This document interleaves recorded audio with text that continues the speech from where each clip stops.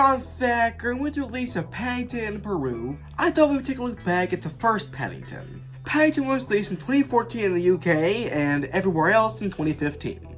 Now, Paddington has been a very popular character in the UK for almost 70 years.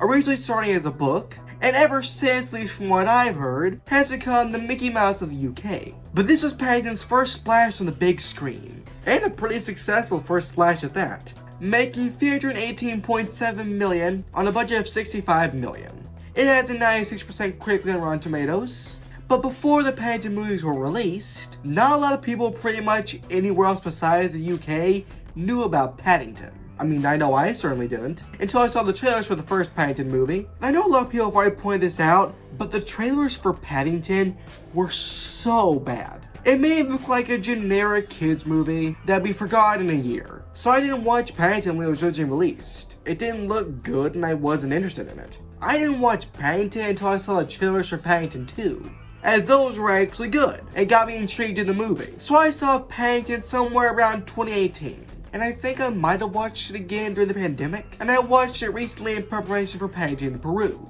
And Paddington is a great film. Yes, an enjoyable family film, but also just a fantastic film. For one, this one has such a wonderful, whimsical feel to it. Paul King, this film's director, is great at giving that feeling to all of his films. This film has such a warm, fuzzy feeling, and it's wonderful. And for having relatively low budget, the effects in this movie are really good.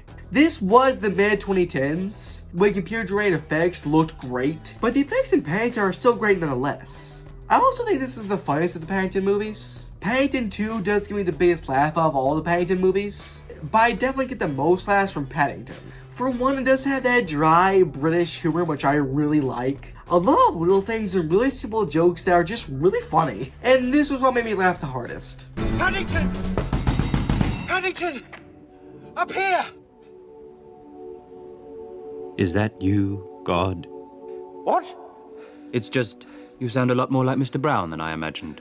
This film also has incredibly likable characters. From the moment we meet these characters, we get a feel for their personalities. Like, you can tell, of course, Paddington is a heartwarming character. I think it might be impossible to dislike Paddington. If not impossible, definitely illegal. And I really like the Brown family. I think Mrs. Brown gives a lot of emotion to the Paddington films, and Mr. Brown gives a lot of comedy to the Paddington films. It is literally going to be me when I'm 50.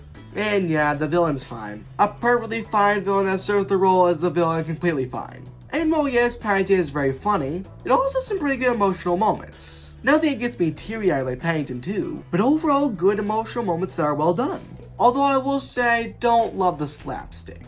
Like, it's not bad, it's just kind of unnecessary. It's just there to keep the kids engaged, while the parents cry at just how amazing these films are. I think the slapstick in Paddington 2 is a lot better, as it actually ties into the plot. But enough about Paddington 2, that's for another day. I love Paddington. It's a great film. If for whatever reason you haven't already seen it, go do that. I promise you will not be disappointed. Also, if you've enjoyed this video, then consider liking and subscribing. Bye guys for now. Bye bye, Scarlet Thacker.